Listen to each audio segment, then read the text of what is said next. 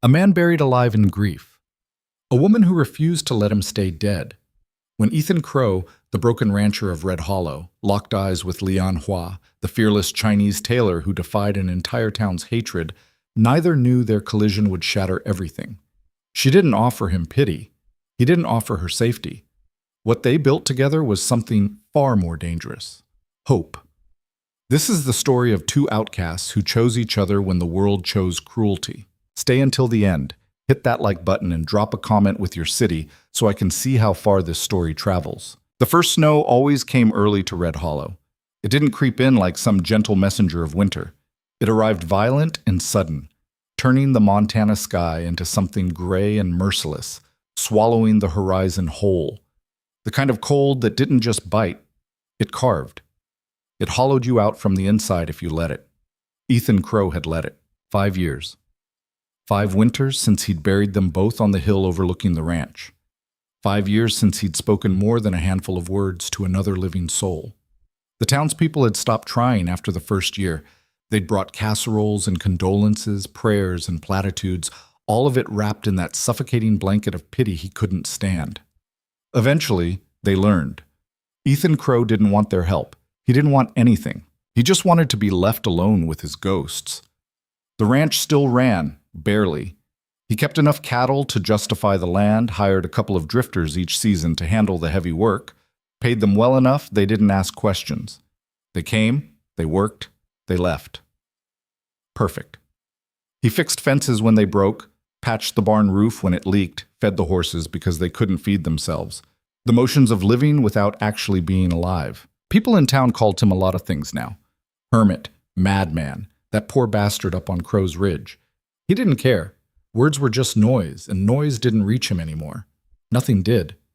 Until her. It was a Tuesday when the stagecoach rolled into Red Hollow, kicking up dust that hung in the autumn air like a question no one wanted to answer. Tuesdays were quiet. The kind of day where the biggest event was whether Old Man Gentry's mule would finally keel over or spite everyone by living another week. Ethan wasn't even supposed to be in town. He'd run out of tobacco 3 days prior and had been rationing what was left in his pouch like a miser. Finally broke down and made the ride in, hoping to get in and out before anyone tried to corner him with small talk. He was tying his horse outside the general store when he heard it, the particular creak and rattle of the stagecoach coming to a stop in front of the hotel. Wouldn't have paid it any mind except for the sudden hush that fell over the street. The kind of silence that meant people were staring at something they didn't understand. Ethan glanced up despite himself. The door of the stagecoach swung open, and a hand appeared, slender, deliberate. Then she stepped down onto the dusty street of Red Hollow, and every assumption that town had about the world shifted slightly off its axis. She was Chinese. That alone would have been enough to stop traffic in a place like this, where diversity meant whether you were Irish or German. But it wasn't just that. It was the way she carried herself, spine straight, head high, eyes taking in the town with the kind of calm assessment usually reserved for buyers evaluating livestock. She wore a dark blue traveling dress, simple but immaculate, with embroidery along the collar that caught the light. Her black hair was pinned up in a style Ethan had never seen before, practical but elegant. She looked like she'd stepped out of a different world entirely, and she looked completely unbothered by the fact that every eye on Main Street was now fixed on her. "Well, I'll be damned," someone muttered nearby. Ethan didn't turn to see who. The woman, he'd later learn her name was Lian Hua, though the town would butcher the pronunciation for weeks, paid for her trunk to be unloaded, tipped the driver with a crisp nod, and walked straight into the hotel without a backwards glance, like she owned the place, like she belonged. The town exhaled collectively, and the whispers started immediately. "Did you see? What's she doing here? Chinese woman, alone, no husband? Probably one of them, you know." Ethan felt something unfamiliar stir in his chest. Not quite anger, not quite anything he had a name for. He shook it off, grabbed his tobacco, and got the hell out of town. But Red Hollow was small, and news traveled faster than wildfire. By the time Ethan made his monthly trip back into town 2 weeks later, the entire place was buzzing. Turned out Lian Hua had rented the old McCready building, the one that used to be a tailor shop before McCready drank himself to death 3 years back. She'd cleaned it out, top to bottom, hung a sign that said LHUA, tailoring and leatherwork in neat, precise letters. And she'd started working. Charging half what Patterson does for twice the quality, Ethan overheard Mrs. Donnelly saying to her sister outside the post office. But I wouldn't be caught dead walking in there. What would people think? She's very bold, the sister replied, voice dripping with disapproval. Spoke to me on the street yesterday like we were equals. Didn't even lower her eyes. Ethan kept walking. Didn't care. Wasn't his business. Except he found himself taking the long way back to his horse. Found himself passing by that shop. Found himself glancing through the window. She was inside, bent over a workbench, hands moving with the kind of precision that came from years of practice. The light from the window caught her profile, focused, intent, completely absorbed in what she was doing. She was stitching something, leather from the looks of it, and every movement was deliberate. No wasted motion, no hesitation. She looked up. Their eyes met through the glass. Ethan felt his breath catch, just for a second, just enough to notice. Not because she was beautiful, though she was, but because of the way she looked at him. No recognition, no pity, no whispers made manifest about the tragic widower on the hill. Just assessment, like she was measuring him the same way she'd measured the town that first day. Then she smiled, small, knowing, like she could see right through the walls he'd spent 5 years building, and went back to her work. Ethan turned and walked away faster than he'd intended. He told himself he wouldn't think about it. About her. He had work to do, always work to do. Fences to mend, horses to train, land to manage. The ranch demanded everything, and he gave it willingly because the alternative was having time to think. But the thoughts came anyway, sneaking in during the quiet moments. When he was checking the fence line along the eastern pasture. When he was brushing down his roan mare in the barn. When he lay in bed at night staring at the ceiling, the other side of the mattress cold and untouched. That look, that smile. What the hell was wrong with him? Nothing. This was nothing. She was just new, unusual. The town would get used to her or drive her out. Neither outcome involved him. 3 weeks passed. Then his best riding coat tore. Clean split along the shoulder seam, right where the leather met the canvas. He'd had that coat for 8 years. It had survived roundups, storms, a nasty fall off a spooked gelding. He stood in the barn, holding it, debating. He could try to fix it himself. He had needle and thread. He had time. But he also knew his stitching looked like a drunk spider had tried to write its will. Patterson's shop was the obvious choice. Old man Patterson had been doing tailoring and repairs in Red Hollow for 20 years. Solid work. Reliable. Also charged like he was stitching with gold thread and took 3 weeks minimum on repairs. Ethan looked at the coat, looked at the barn wall, swore under his breath, told himself he was being practical. Rode into town the next morning. The shop was empty when he walked in, bell above the door chiming soft and clear. The space was transformed from the dusty ruin he remembered. Clean, organized, smelled like leather and something else. Incense, maybe? Sweet, but not overwhelming. "I'll be right with you," her voice called from the back room. Clear, unaccented. That surprised him, though he didn't know why it should.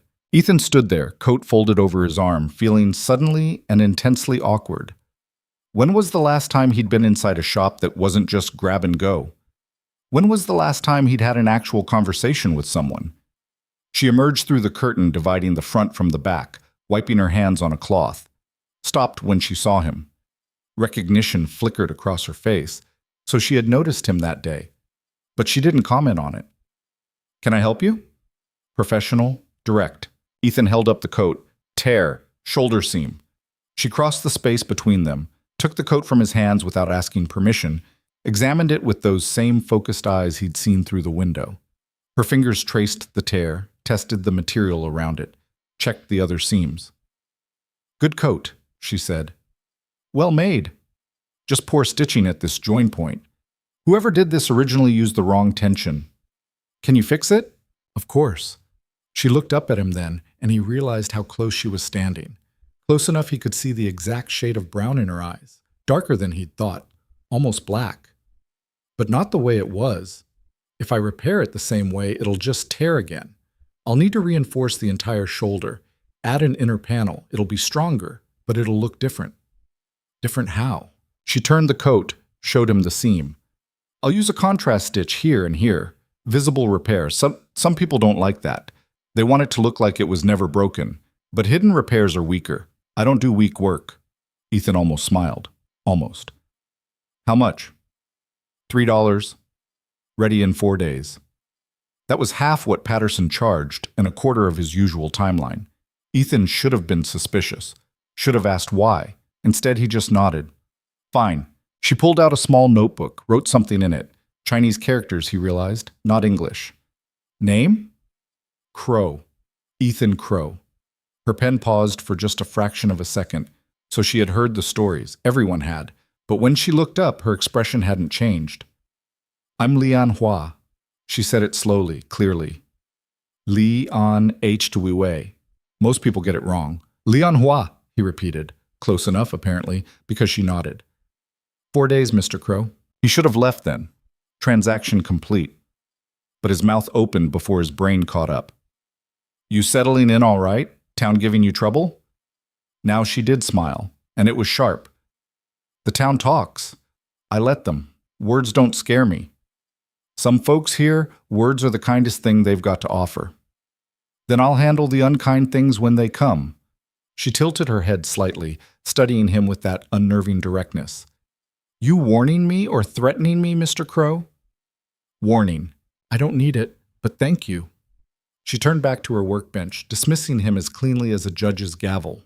Ethan stood there for another awkward second, then left. The whole ride back to the ranch, he tried to figure out why that conversation felt like he'd lost an argument he hadn't known he was having. 4 days later, he rode back into town. The coat was perfect. Better than perfect. She'd reinforced the shoulder with a diamond-patterned stitch in dark thread that actually looked intentional, like design rather than repair. The leather moved easier at the joint. When he put it on, it fit better than it had originally. You do good work, he said, meaning it. I know. Not arrogant, just factual. She handed him the receipt. $3. He paid, adding an extra $1. She looked at the coins, then at him. I don't take charity. It's not charity. Work's worth $4. I said $3. And I'm paying $4. They stared at each other. Ethan realized with something almost like amusement that she wasn't going to back down, wasn't going to smile and accept it with grateful batting of eyelashes. She was genuinely annoyed that he'd tried to pay her more than she'd asked. Keep it or donate it, he said finally. Either way, I'm not taking it back. He left before she could argue further. Rode home trying not to think about the fact that he'd smiled, actually smiled, for the first time in 5 years. November rolled in cold and mean. Ethan kept to his routine, ranch work, solitude, the occasional necessary trip to town. He didn't go back to the tailor shop. Didn't need to. Coat was fixed. Transaction complete. But he noticed things. Noticed that Lian Hua's shop was getting busier. Noticed that despite the whispers and the judgment, people were going to her. Men, mostly, at first. Cowboys who needed riding gear repaired and didn't care about propriety when their saddles were falling apart. Then a few of the ranchers' wives sneaking in when they thought no one was watching, emerging with packages wrapped in brown paper. Noticed that she'd started hanging lanterns outside her shop in the evening. Paper lanterns, red and gold, completely out of place in Red Hollow's rough wooden storefronts. They glowed warm against the encroaching dark, visible from 3 blocks away. Noticed that the Methodist Ladies Group had started their campaign. Saw Mrs. Patterson, the tailor's wife, holding court outside the general store, voice carrying. Inappropriate for a woman alone to be in trade like that. Meeting with men, unchaperoned, taking measurements. It's unseemly.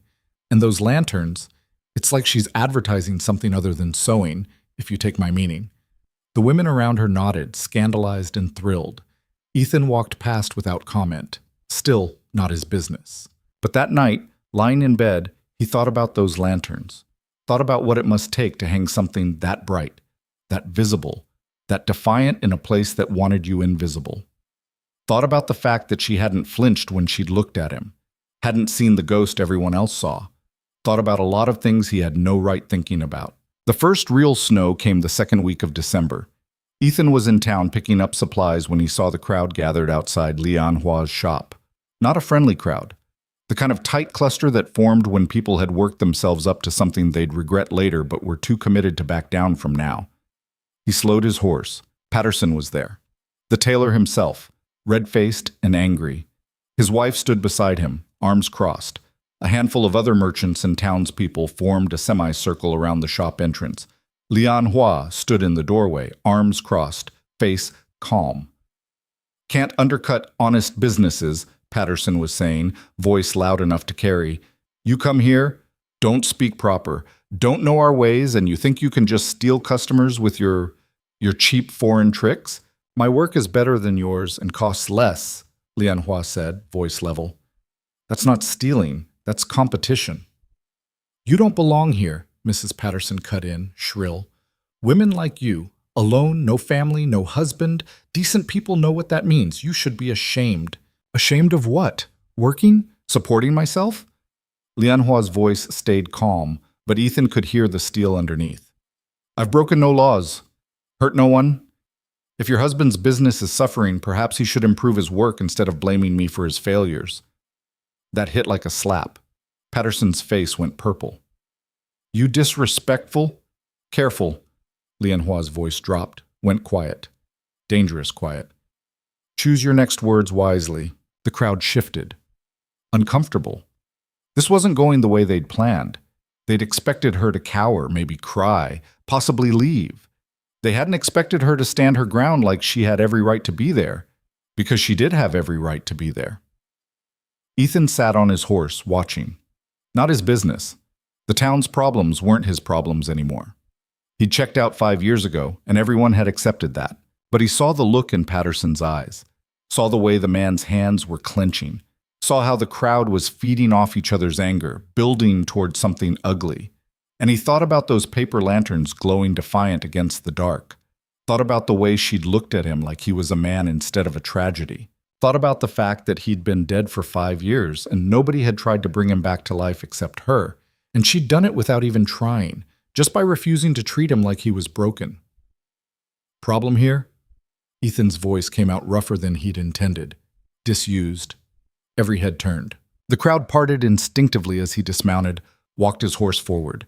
He saw recognition dawn on faces, saw the calculations happening behind eyes. Ethan Crow. The hermit. The broken man. Why was he getting involved?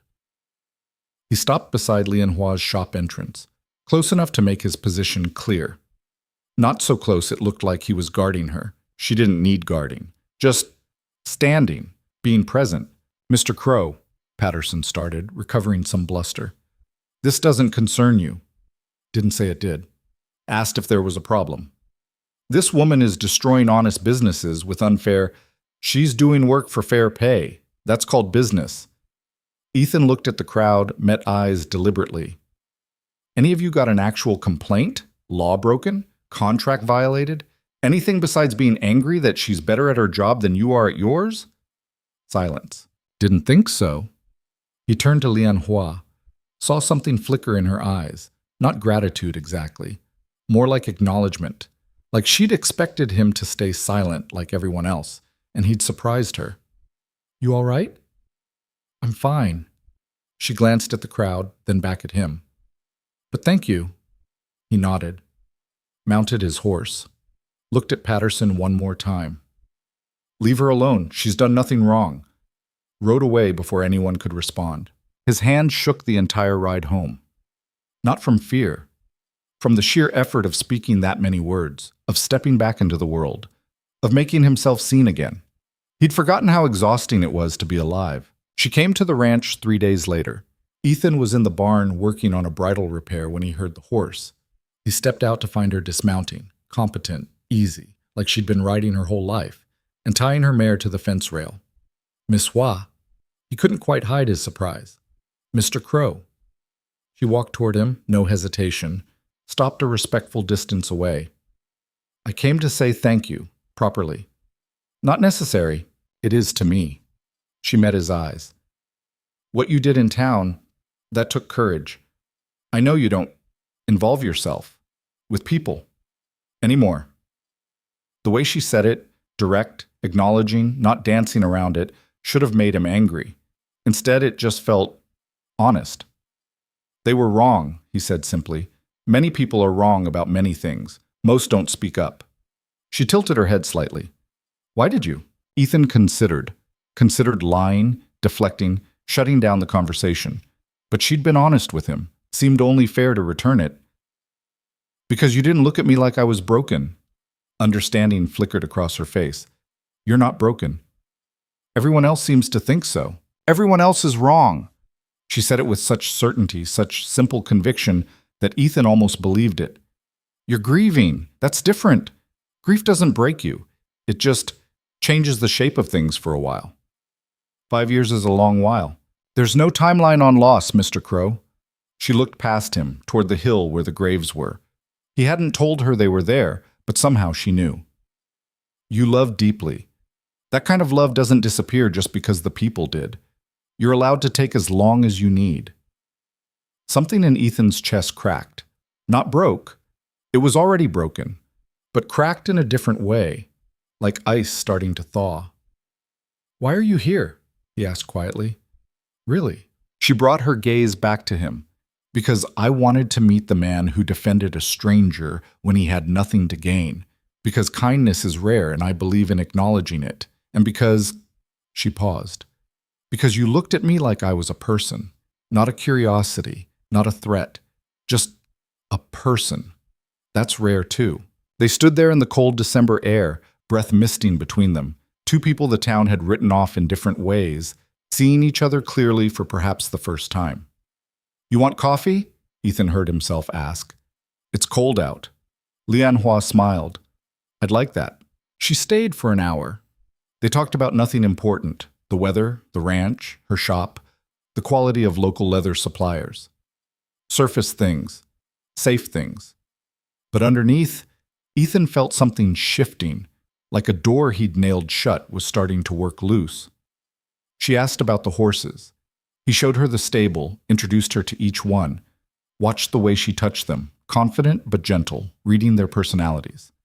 You know horses, he observed. My father kept them. Before. She didn't elaborate on before, and he didn't push. Everyone had befores that hurt to talk about. When she left, she thanked him again, mounted up with easy grace. You should come into town more, she said. You're not as out of practice with people as you think. I'm very out of practice. Then you need more practice. She gathered her reins. My shop is always open. If you need more repairs, or just coffee. She rode off before he could figure out how to respond to that. Ethan stood in his yard, watching her disappear down the trail, feeling like someone had just rewritten rules he didn't know he'd been following. December deepened. Ethan found excuses to go into town more often. Needed nails, needed wire, needed to check on a supply order, needed tobacco even though he had half a tin left. Sometimes he stopped by the tailor shop, sometimes he didn't. But when he did, they talked. Not about anything profound, just talked. She told him about learning the trade from her mother in San Francisco, about the decision to head inland where competition was less fierce. He told her about the ranch, about training horses, about the good years before. She never pushed, never tried to therapize him or fix him or save him, just listened when he talked, and talked when he didn't, filling the silences with her own stories. It was the most human interaction Ethan had had in 5 years, and it terrified him how much he looked forward to it. Then came the Christmas social. Red Hollow's annual Christmas gathering was the biggest event of the season, held in the church hall with food and music and dancing. Families came from ranches 20 miles out. It was community, tradition, all the things Ethan had avoided for years. He wasn't planning to go, hadn't gone since. But Sarah Donnelly cornered him outside the general store 3 days before, all gentle eyes and soft-pitched voice. Ethan, we'd love to see you there. I know it's been hard, but it's time, don't you think? Emily would have wanted you to keep living. The presumption of knowing what Emily would have wanted made his jaw tight. But Sarah meant well. They all meant well. That was the problem. He was drowning in well-meaning attempts to fix him. I'll think about it, he said, meaning no. But 2 days later, Lianhua mentioned it while he was picking up a saddlebag she'd repaired. Are you going to the Christmas social? Casual, like she was asking about the weather. No. Why not? Not my kind of thing. She looked at him with those two knowing eyes. Because you don't like people, or because you're afraid of what they'll say? Both. Honest. I appreciate that. She wrapped the saddlebag in paper. I'm going. That surprised him. You are? Why not? I was invited. Several people invited me, actually. I think they want to see if I'll come. Make a spectacle of myself. Confirm their theories about what kind of woman I am. She smiled. I thought I'd disappoint them by being perfectly respectable and boring. You're not boring. It slipped out. He saw her register it, saw something soften in her expression. Neither are you, Mr. Crow. You just pretend to be. She handed him the package. You should come. Face them all down. Show them you're not the ghost they've decided you are.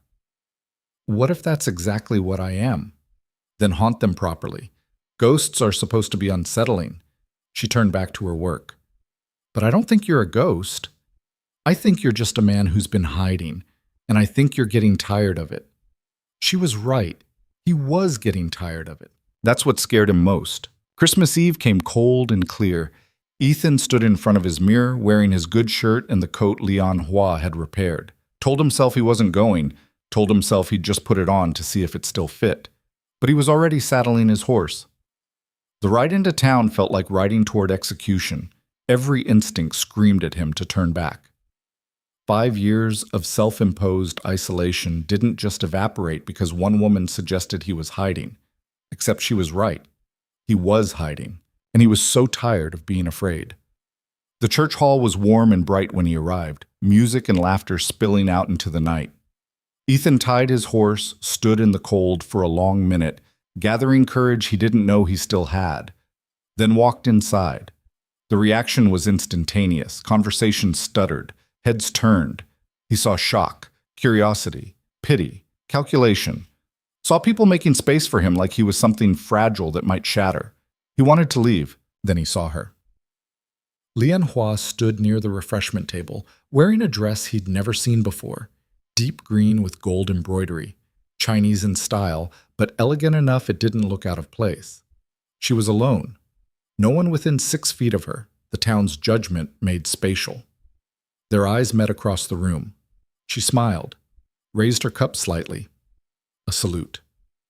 Ethan crossed the room toward her, aware of every eye following him. Mr. Crow. She sounded genuinely pleased to see him. You came. Seemed like a good night to stop hiding. Best night of the year for it, she gestured to the hall. They're all watching us, you know. Let them watch. Bold words from a hermit. I'm trying something new. She laughed, actual genuine laughter, bright and unexpected.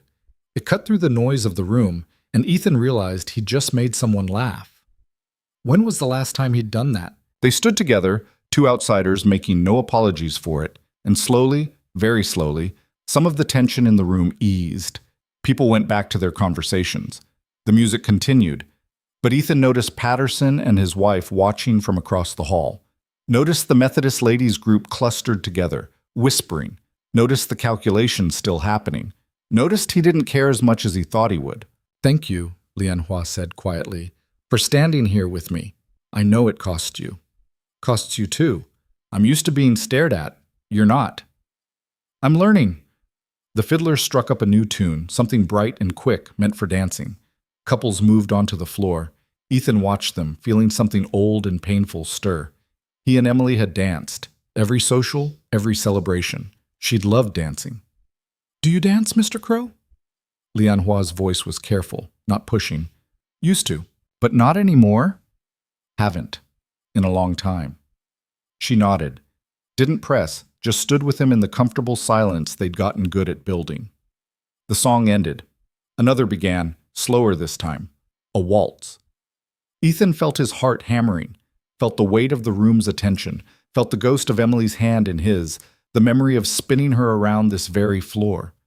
Felt the terror of letting that memory go, and felt, stronger than all of it, the pull towards something new, something living, something that didn't erase what had been, but didn't stay imprisoned by it either. He turned to Lian Hua, held out his hand. Would you dance with me? The question hung in the air between them. He saw her eyes widen slightly. She hadn't expected this. Saw her glance at the crowd, measure the implications, understand exactly what he was offering and what it would cost them both. Then she placed her hand in his. Yes. The room fell silent as they moved onto the floor. Ethan heard the gasps, the shocked whispers, felt every eye in Red Hollow locked on them. The hermit and the foreign woman. The town's two most scandalous residents. Dancing. His hand settled at her waist, hers on his shoulder. They began to move. Ethan was rusty, 5 years rusty, but the steps came back. Muscle memory. And Lian Hua was good, following his lead naturally, making him look better than he was. You're causing a scene, she murmured. Good. People will talk. They already do. This will be different. This will be about both of us. I know. He met her eyes. I don't care. And he didn't. Standing there with her hand in his, moving to music that suddenly sounded like life again, Ethan realized he'd been so afraid of betraying the past that he'd betrayed his own future. Emily was gone. His son was gone. 5 years of grief wouldn't bring them back. But this moment, this woman, this terrifying leap back into being alive, this was real. This was now. And he was so tired of being dead. The song ended. They stood facing each other, breath misting in the warmth of the hall, the room silent around them. Then someone started clapping. Just one person at first, young Tom Fletcher, the blacksmith's apprentice. Then another. Then more. Not everyone. Patterson and his wife stood stone-faced. The Methodist ladies looked scandalized. But enough people. Enough that the silence broke into something that wasn't quite approval, but wasn't condemnation either. It was acknowledgement. Ethan Crow had rejoined the world. They left together an hour later, walked out into the cold night air, breath steaming, stars brilliant overhead. Their horses stood side by side at the rail. That was brave, Lian Hua said. What you did in there. Or stupid. Sometimes the same thing. She turned to face him. You know what this means. What people will say. I know. And I'm tired of living like I'm already in the grave with them. The words came out raw, honest. More honest than he'd been in years. I've been dead for 5 years, Lian Hua. Dead and calling it grief. But grief isn't supposed to kill you. It's supposed to, I don't know, change you, shape you. But I've just been gone. You're not gone. I was. Until you looked at me and saw a person instead of a tragedy. She stepped closer, close enough he could see the frost forming on her eyelashes. What do you want, Ethan? The use of his first name, the first time she'd used it, hit him like a punch. I don't know, he admitted. I don't know what I'm allowed to want anymore. You're allowed anything. Her voice was fierce, certain. Grief doesn't revoke your right to live. Feels like it should. I know. But it doesn't. She touched his arm, brief and warm, even through the coat. I won't push you, won't demand things you're not ready for. But I need you to know, I didn't come to Red Hollow to be someone's rehabilitation project. I came to build a life, my life, and I won't put that on hold waiting for you to decide if you're ready to live again. The honesty of it, the refusal to be anything but direct, was like cold water in the face. I understand, Ethan said. Do you? She searched his eyes. Because I like you, Ethan Crow. I like your honesty and your quiet and the way you see people clearly. I like that you defended me when you didn't have to. I like the man I see underneath all that grief. But I won't be the thing that proves you're alive again. I won't be your test run at feeling something. That's not what, isn't it? She cut him off, not unkind. You're standing here right now because tonight you felt brave. Tomorrow, in daylight, with the weight of memory pressing down, will you still feel brave?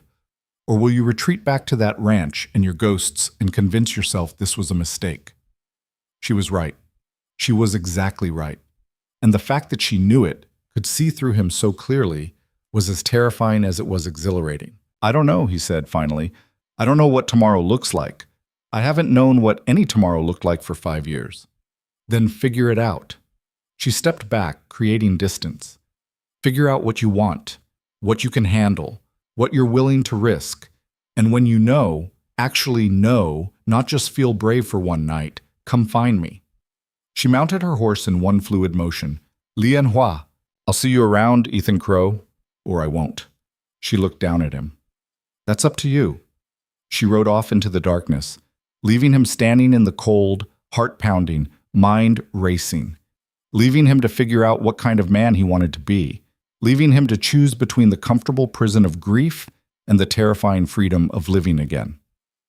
For the first time in 5 years, Ethan Crow didn't know what he was going to do. But for the first time in 5 years, he wanted to find out. The ride back to the ranch that night felt longer than it should have. The cold bit deeper, the darkness pressed heavier, and Ethan's thoughts spun in circles he couldn't control. What had he done? What had he started? The weight of Lian Hua's words sat in his chest like a stone. Figure out what you want. 5 years ago, he'd known exactly what he wanted. A life with Emily. Watching their son grow, building something that mattered. Then winter had come and taken it all, and wanting anything had felt like betrayal. Now he didn't know what the hell he was doing. The ranch house was dark when he arrived, cold and empty like always. He'd gotten used to that emptiness, learned to move through it like a ghost through walls. But tonight, it felt different, heavier, like the silence was asking questions he didn't have answers for. He didn't sleep, just lay in bed staring at the ceiling, replaying every moment. The dance, her hand in his, the way the town had watched them like they were committing some kind of crime, the way she'd looked at him afterward, not angry, not disappointed, just honest. Brutally, terrifyingly honest. I won't be your test run at feeling something. Was that what he was doing? Testing? Seeing if he could still feel anything that didn't hurt? Maybe. He didn't know anymore. Dawn came gray and cold. Ethan gave up on sleep, dragged himself out of bed, went through the morning routine. Feed the horses. Check the water troughs. Mend the fence section that had been sagging for a week. Physical work. Simple work. The kind that usually quieted his mind. Today it didn't help. He lasted 3 days before he rode back into town. Told himself he needed supplies. Told himself it was practical. Told himself he wasn't specifically going to see her. But his horse stopped outside the tailor shop anyway. The sign swayed gently in the winter wind. Through the window, he could see her working, bent over something on her table, completely focused. She hadn't seen him yet. He could still leave right away, go back to the ranch and the comfortable numbness he'd perfected. His hand was on the reins, ready to turn. Then she looked up. Their eyes met through the glass.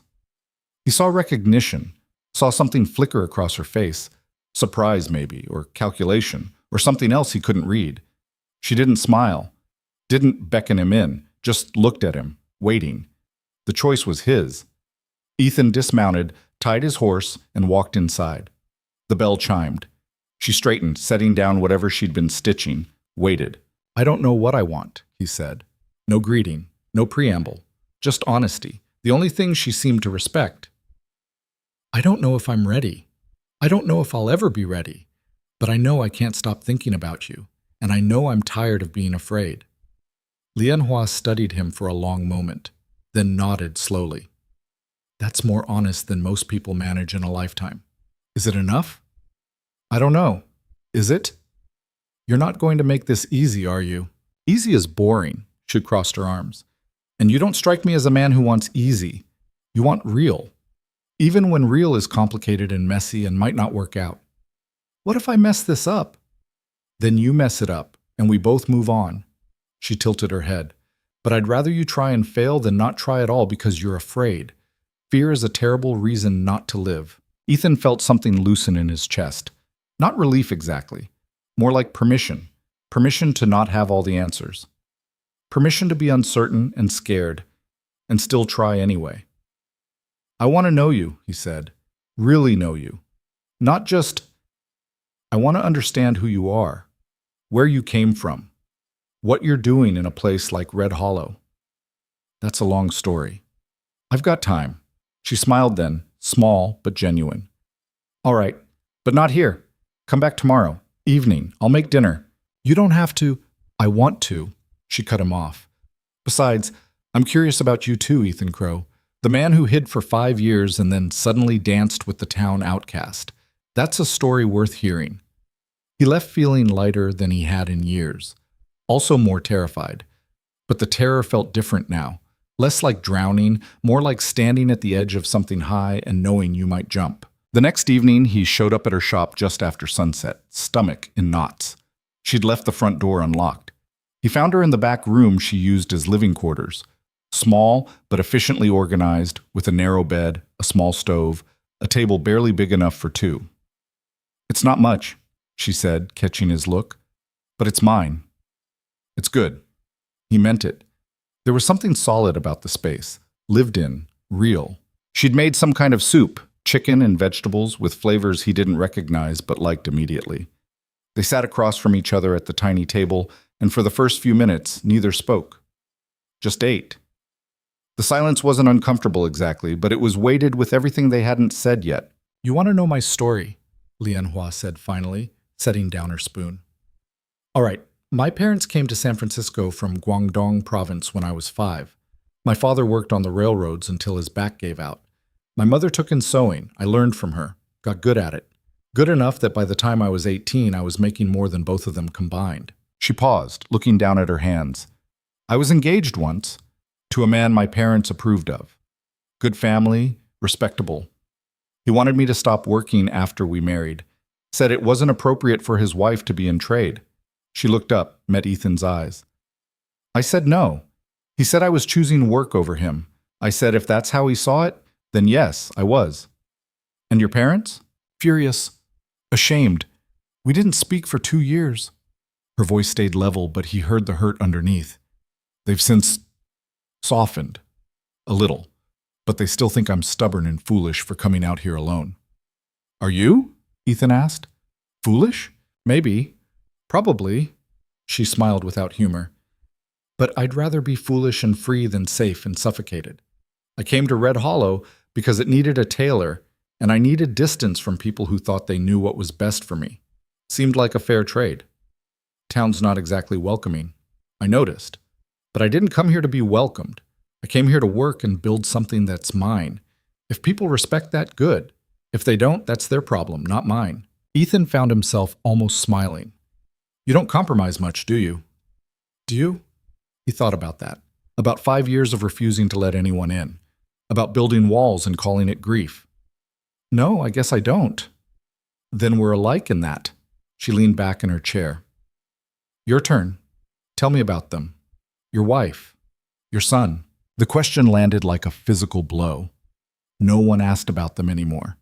People tiptoed around the subject, avoided names, spoke in careful euphemisms. But Lianhua asked directly, the way she did everything. Ethan's throat tightened. "Emily. Her name was Emily. We met when I was 22, married 6 months later. Everyone said we were rushing. Maybe we were. But it felt right." He stared at his hands. "She was strong, practical. Could outride half the men in the county and wasn't shy about proving it. Made me laugh, made me better." "And your son?" "Thomas. Named him after Emily's father. He was 6 months old when—" Ethan stopped, swallowed hard. Winter sickness. Hit fast. Emily got it first trying to care for him. I tried everything.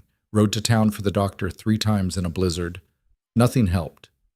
They were gone within a week of each other. The silence that followed felt enormous. Ethan waited for the usual response. The platitudes, the sympathy, the careful words meant to comfort, but that only made it worse. Instead, Lianhua just nodded. "That must have been unbearable." "It was. Still is?" "Sometimes. Less than it was, but yeah, still is." She reached across the table, touched his hand briefly, not grasping, not holding, just acknowledging. "Thank you for telling me. I know that wasn't easy. Nothing about this is easy." "No, but maybe it shouldn't be. Easy things don't mean as much." They finished dinner talking about safer things. The ranch, her work, the upcoming winter, the ridiculous price of good leather. Small talk, but it felt significant somehow, like they were building something fragile but real. When he left that night, Lianhua walked him to the door. "Same time next week?" she asked. "Yeah, I'd like that." "Good. And Ethan? You did well tonight telling me about them.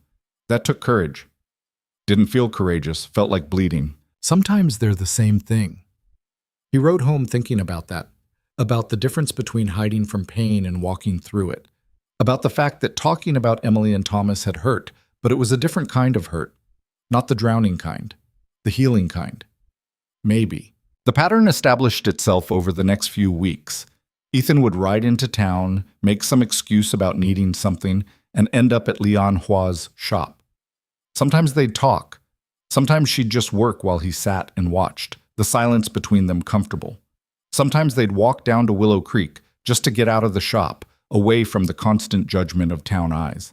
Red Hollow noticed. Of course they noticed. A town that size noticed everything. The whispers followed Ethan whenever he came to town now. Not the pitying whispers from before. These were different. Speculative, disapproving, scandalized. Moving on awful quick, isn't he? With her? What would Emily think? That Chinese woman's got her hooks in him good. He tried to ignore it. Mostly succeeded. But some days it got under his skin.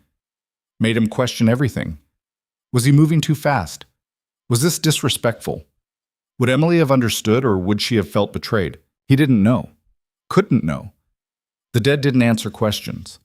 One afternoon in mid-January, he arrived at the shop to find Lian Hua in a foul mood. Not angry exactly, but tight around the edges. She was stitching with more force than necessary, jaw set. "What happened?" he asked. "Mrs. Patterson came by. Wanted to inform me that I was ruining your reputation, that decent people were concerned about your association with someone of my character." She bit off the thread with unnecessary violence. Asked if I had any shame. Ethan felt anger spark hot in his chest. "What did you say?" "I asked her if she had any business that wasn't mine. Then I asked her to leave." Lian Hua set down her work, rubbed her temples. "I knew this would happen, knew that being seen with you would make everything worse, for both of us. You want me to stop coming around?" "No." She looked at him sharply. "Do you?" "No." "Then we continue. Let them talk. They'll talk anyway. Might as well give them something worth talking about." But Ethan could see the weight it put on her. The constant judgment, the whispers, the way women crossed the street to avoid her. She acted like it didn't matter, like she was above it all. But he was learning to read her tells, the set of her shoulders, the tightness around her eyes. It bothered her more than she admitted, and he hated that his presence made it worse. "I'm sorry," he said, "for making this harder on you." "You're not making anything harder. They are. The town is." She stood, paced to the window. "I knew what I was getting into when I came here. A Chinese woman alone in a white frontier town. I wasn't expecting warm welcomes, but I thought if I worked hard, did good work, minded my business, I thought that would be enough. It should be. Should be and is are different things." They stood in silence for a moment. Then Lian Hua turned back to him, and her expression had shifted.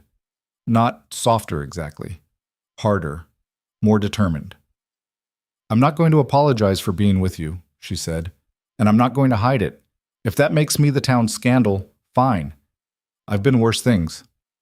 "Have you?" "In San Francisco, after I broke my engagement, there were rumors that I was improper, that I'd been involved with someone else, that I was—" She stopped. "It doesn't matter. Point is, I've survived scandal before. I'll survive this one." Ethan crossed to her, stopped close enough that she had to look up at him. "You shouldn't have to survive anything. You should just live.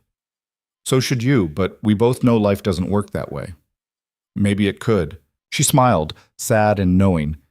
"You're an optimist under all that grief, aren't you?" "I used to be, trying to remember how." "Keep trying." She touched his face, brief and gentle. "I like the optimist better than the ghost." February brought the worst storm Red Hollow had seen in a decade.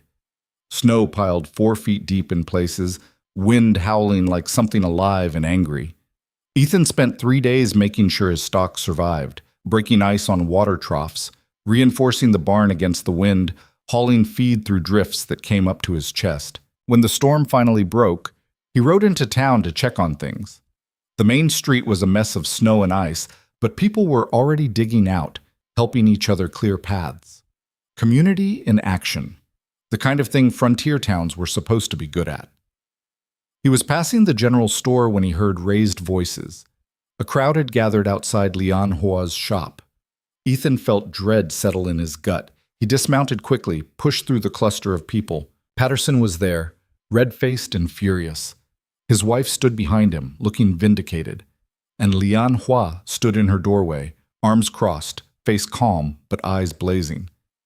Took advantage of the storm, Patterson was saying, voice carrying. Charged double, triple, gouging people when they needed help most. I charged fair prices for emergency work, Lian Hua said, voice level. Mrs. Anderson needed a coat repaired before her husband could work outside. I did it immediately. That costs more than standard service. Supply and demand. It's called taking advantage. It's called running a business. You charge more for rush work too, Mr. Patterson. I've seen your prices. That's different. How? Because you're white and I'm not? The crowd went silent. Patterson's face turned purple. How dare you? I dare, because it's true. Lian Hua stepped forward, and despite being a foot shorter than Patterson, she somehow seemed to take up more space. You're angry because I'm better at this than you are. Because people come to me even though you've been here 20 years. That's not my fault. That's yours. You don't belong here, Mrs. Patterson cut in shrill. You're not one of us. You never will be. And corrupting Ethan Crow won't change that. The mention of his name made several people glance Ethan's way. He saw the calculation in their eyes, wondering if he'd defend her again, wondering how far he'd go, wondering if grief had made him crazy enough to actually care about the Chinese woman. Ethan felt the familiar urge to retreat, to stay silent, to let this play out without getting involved. 5 years of self-preservation screaming at him to walk away, but he looked at Lian Hua, standing alone, facing down a hostile crowd, refusing to back down even when it would have been easier, and something in him snapped. She belongs here more than most of you, he heard himself say. Voice rough but clear. Every head turned. Patterson stared at him like he'd sprouted a second head. Ethan, you can't possibly. She works hard, minds her business, doesn't cheat anyone, doesn't lie, doesn't pretend to be something she's not. Ethan looked around the crowd, meeting eyes deliberately. Which is more than I can say for half this town. She's turning you against your own people, Mrs. Patterson said, voice dripping false concern. Can't you see that? Emily would be so disappointed. Don't. The word came out sharp as a gunshot. Don't you dare speak for my wife. You didn't know her. You didn't know what she'd think, and you sure as hell don't get to use her memory as a weapon against me. Mrs. Patterson actually stepped back, shocked. Ethan turned to Lian Hua. She was watching him with an expression he couldn't quite read. Surprise. Gratitude. Something deeper. You all right? He asked. I'm fine. She looked past him to the crowd. Is there actual business anyone needs, or are we done performing moral outrage for today? Slowly, reluctantly, people started dispersing. Patterson shot Ethan a look of pure disgust before stalking off, his wife trailing behind. Within minutes, the street was clear. Lian Hua let out a long breath. You didn't have to do that. Yeah, I did. They'll make your life hell for it. Let them try. I've already lived through hell. This is just annoyance. She laughed, short and sharp and surprised. You're getting better at this, standing up to them. Having good reason helps. Am I good reason? Ethan looked at her, really looked at her, at the strength in her spine, the fire in her eyes, the absolute refusal to bend even when bending would make everything easier. Yeah, he said, you are. Something shifted between them in that moment, something unspoken but understood. This wasn't just friendship anymore, wasn't just two lonely people finding comfort in each other. This was choosing, actively, deliberately choosing each other despite everything and everyone saying they shouldn't. Come on, Lian Hua said. Let's get out of the cold. They went inside her shop. She made tea, real tea, Chinese tea, fragrant and bitter, and nothing like the weak stuff most people in Red Hollow drank. They sat in her small back room, warming their hands on the cups, not talking, just being. I'm scared, Ethan said finally, admitting it out loud for the first time. I'm scared of what this means, of what people will say, of dishonoring Emily's memory, of caring about you and losing you too. Of all of it, I'm scared too, Lian Hua said quietly. Scared of building something here just to have it torn down. Scared of trusting you and having you decide the town is right. Scared of being alone again. You're not alone. Neither are you, not anymore. They sat with that truth between them, fragile and precious and terrifying. I don't know how to do this, Ethan admitted. How to move forward, how to care about someone new without feeling like I'm erasing what I had. You're not erasing anything. Love doesn't work that way. It doesn't replace. It just adds, changes shape. She set down her tea. Emily will always be part of you. That doesn't mean there's no room for anything else. How do you know? I don't. Not really. But I believe it. I have to believe it. Or what's the point of any of this? Ethan reached across the space between them, took her hand. She let him. Her fingers were warm from the tea, strong from years of work. I want to try, he said. I want to see where this goes, even if I'm terrified, even if I don't know how. That's all I'm asking. Just try. Be honest. Don't hide from me. Can you do the same? I'll try. They sat there until the light faded, hands linked, building something neither of them fully understood, but both were willing to risk everything for. When Ethan finally left that night, riding back to the ranch under a sky brilliant with stars, he felt different, lighter. Like he'd set down a weight he'd been carrying so long he'd forgotten it was there. He wasn't healed, wasn't fixed. The grief was still there, would probably always be there. But it wasn't the only thing anymore. There was room now for something else, something new and uncertain and alive. And for the first time in 5 years, that didn't feel like betrayal. It felt like survival. The thaw came slowly that year, grudging and uneven. Ice melted during the day and refroze at night, turning the roads into treacherous ribbons of mud and slush. March arrived with the kind of weather that couldn't decide what it wanted to be. One day promising spring, the next dumping 6 inches of wet snow that broke tree branches and made travel miserable. But Ethan kept riding into town, kept finding reasons to be near her, and slowly, carefully, they built something neither of them had words for yet. It wasn't smooth. Nothing worth having ever was. There were days when the weight of memory crushed him so completely he could barely speak. Days when he'd show up at her shop and just sit in silence while she worked. The guilt of wanting someone new eating him alive. She never pushed on those days. Just let him be. Sometimes she'd make tea. Sometimes she'd talk about her own day, filling the silence with stories that demanded nothing from him. Sometimes she'd just work, and the rhythm of her needle through fabric became the only sound he could stand. And there were days when she pulled back, when the constant judgment from the town wore her down to nothing, when she'd look at him with something close to resentment and say things like, maybe this is too hard. Maybe we're both just being stubborn and stupid. Those days terrified him more than his own grief ever had. The thought of losing her, of losing this fragile, complicated thing they were building, felt unbearable in a way he hadn't expected. But they kept trying, kept showing up, kept being honest, even when honesty hurt.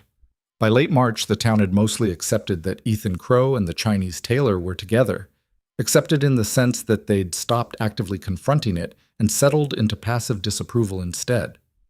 The whispers continued. The judgment never stopped. But people got tired of performing outrage when neither Ethan nor Lianhua seemed to care what anyone thought. Patterson still glared whenever Ethan passed his shop. The Methodist ladies still clutched their pearls and spoke in hushed, scandalized tones. Mrs. Donnelly had stopped trying to help Ethan see reason and now just looked at him with sad, disappointed eyes, like he'd let everyone down, let them think what they wanted.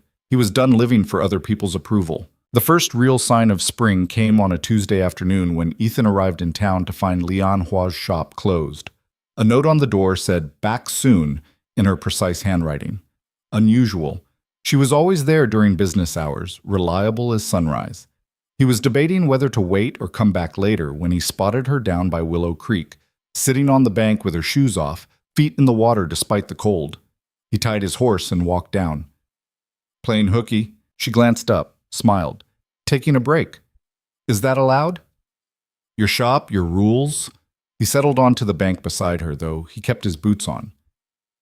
"Water's got to be freezing." "It is, but it feels good. Reminds me I'm alive." They sat in comfortable silence for a while, watching the creek rush past. Early buds were starting to show on the willows.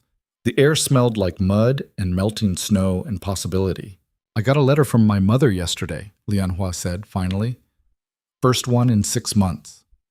That good or bad?" "Both, neither. She wants to know if I'm coming back to San Francisco. She pulled her feet from the water, drew her knees up. Says she's worried about me out here alone. Says a woman my age should be married, settled, that I'm wasting my life being stubborn. Ethan heard what she wasn't saying. She doesn't know about me. No, I didn't. I wasn't sure how to explain it. Us. She looked at him. How do I tell my mother I'm involved with a white man in a town that barely tolerates either of us? She'd tell me to come home immediately, that I'm making my life harder than it needs to be. Are you? Making it harder? Probably, but that's never stopped me before. She rested her chin on her knees. What about you? You have family? Anyone who'd have opinions about this? Emily's parents passed before we married. Mine are back east. Haven't spoken to them in 7 years. They didn't approve of me ranching. Wanted me to take over my father's dry goods business in Philadelphia. He picked up a smooth stone, turned it over in his hands. After Emily and Thomas died, my mother wrote. Said maybe it was a sign I should come home.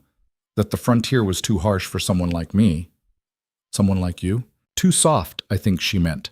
Not tough enough. He tossed the stone into the creek. I didn't write back. Do you miss them? Your parents? Sometimes. Mostly I'm just angry they never tried to understand. They saw the ranch as failure. Saw Emily as beneath me because she wasn't educated, wasn't from the right family. Never even met Thomas. The old bitterness crept into his voice. They're alive somewhere in Philadelphia, probably still running that store, probably still disappointed in me, and I can't bring myself to care. Lianhua reached over, took his hand. We're quite a pair. Both cut off from family. Both too stubborn to bend. Both terrible at making life easy for ourselves. You regret it? Coming here? No. She said it without hesitation.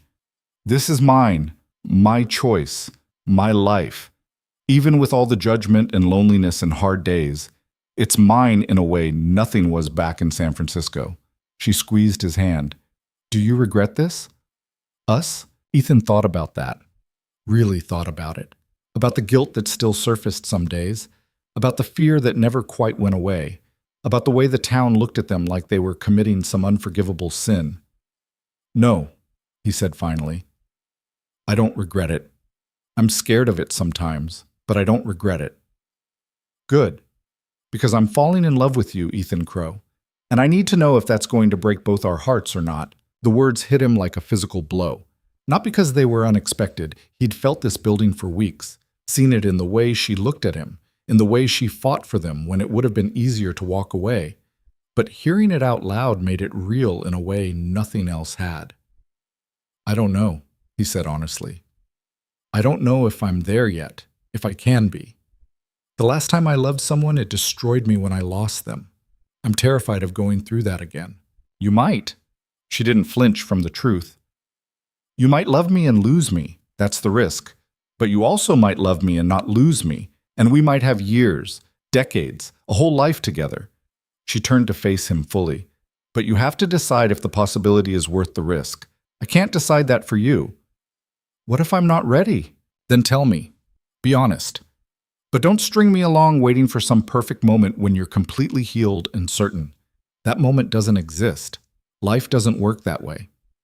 Ethan looked at her, really looked at her, at the strength in her face, the courage it took to admit she was falling for him knowing he might not catch her, the absolute refusal to settle for half measures or comfortable lies. I'm not there yet, he said quietly. But I want to be. I want to try to get there. Does that count for anything? Counts for everything. She leaned her head on his shoulder. Just don't take forever, all right? I'm patient, but I'm not a saint. They sat there until the sun started sinking, painting the sky in shades of orange and pink, the creek singing its endless song, two broken people trying to figure out how to be whole together. The breaking point came in early April. The town was planning its annual spring festival, 3 days of market stalls, competitions, dancing, and general celebration that marked the official end of winter. Everyone participated. It was tradition, community, all the things frontier towns used for to convince themselves they were civilized. Ethan hadn't gone in 5 years, but Lianhua mentioned she was setting up a stall to sell some of her leather goods, and before he'd fully thought it through, he'd offered to help. You don't have to, she'd said. but he could see she was pleased. I want to. The festival opened on a Friday morning. Main Street transformed with colorful banners and stalls selling everything from preserves to horseshoes. The whole town turned out, ranching families from miles around, drifters passing through, even a few folks from the neighboring settlement of Copper Ridge. Ethan helped Lian Hua set up her display. Riding gloves, belts, saddlebags, all crafted with the precision and artistry that had made her reputation. People stopped to look. Some bought. Some just stared at her and whispered. She ignored them all with practiced ease. By afternoon, the festival was in full swing. Music played from the platform erected in front of the hotel. Children ran wild with candy and excitement. The smell of roasting meat and fresh bread filled the air. Ethan was helping a customer examine one of Lian Hua's saddlebags when he heard the commotion. Raised voices, the ugly kind. He looked up to see a crowd gathering near the platform where the festival committee had set up tables displaying the results of various competitions.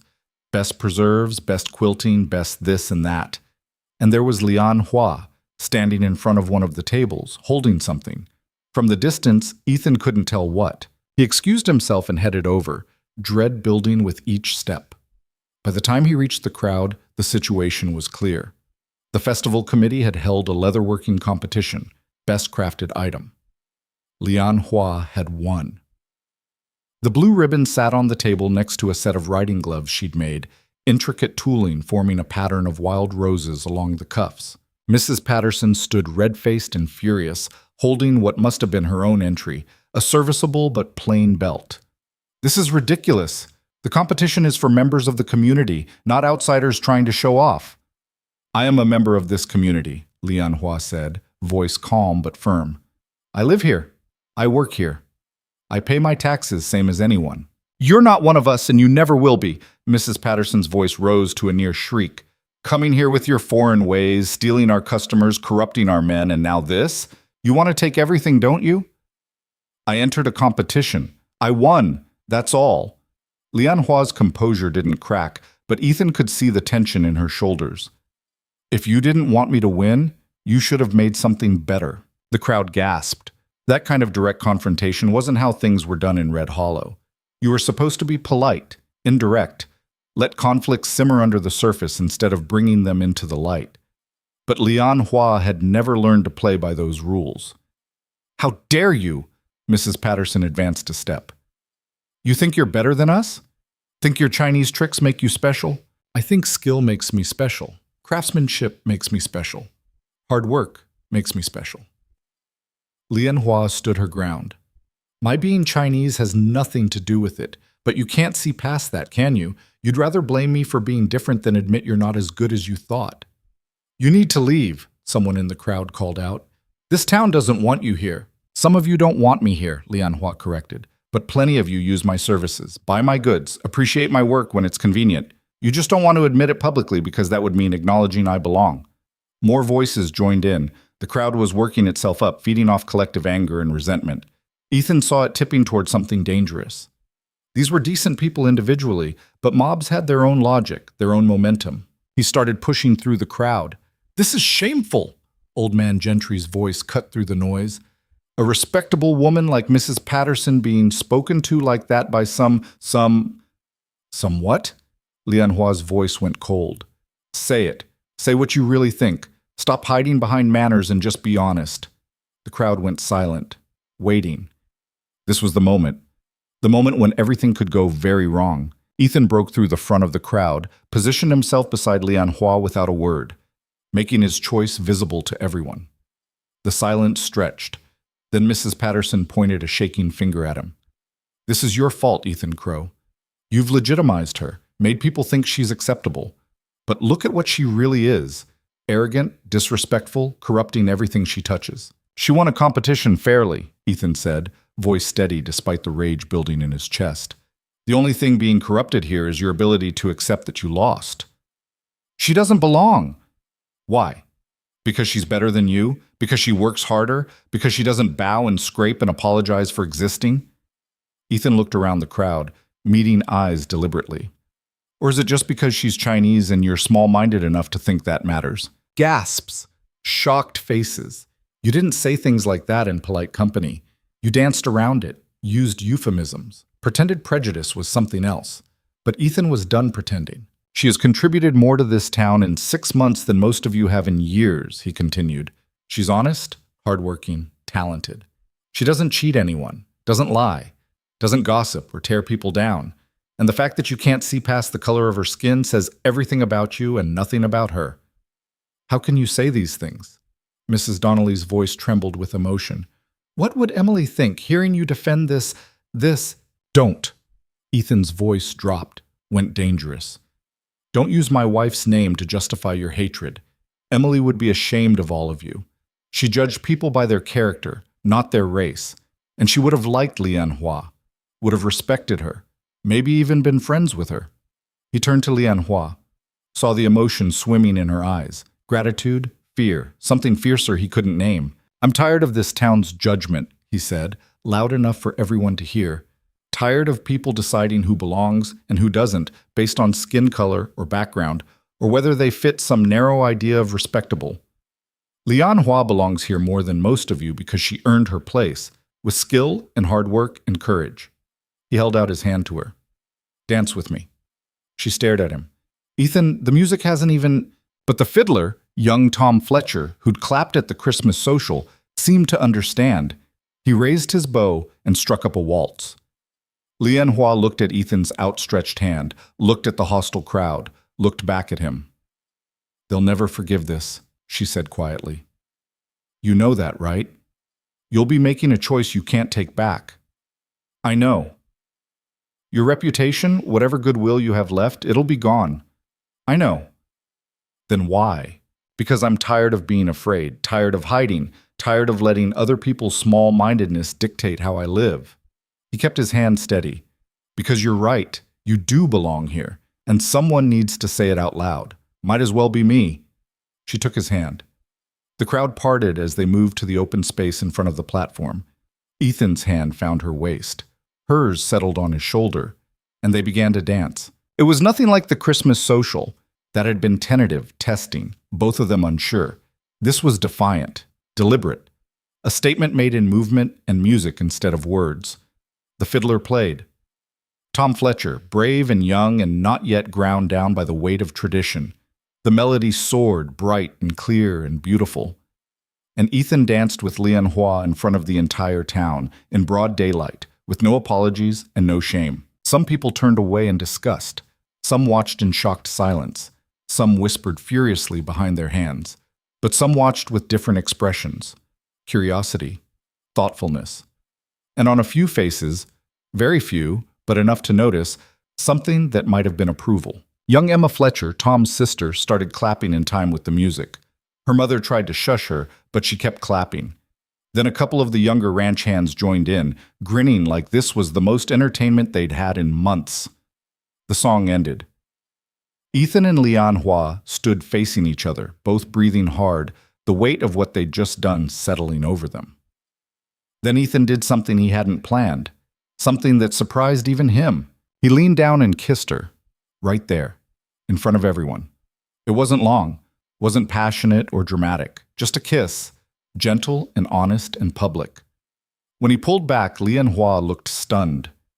You're insane. Probably. They're never going to let this go. Good.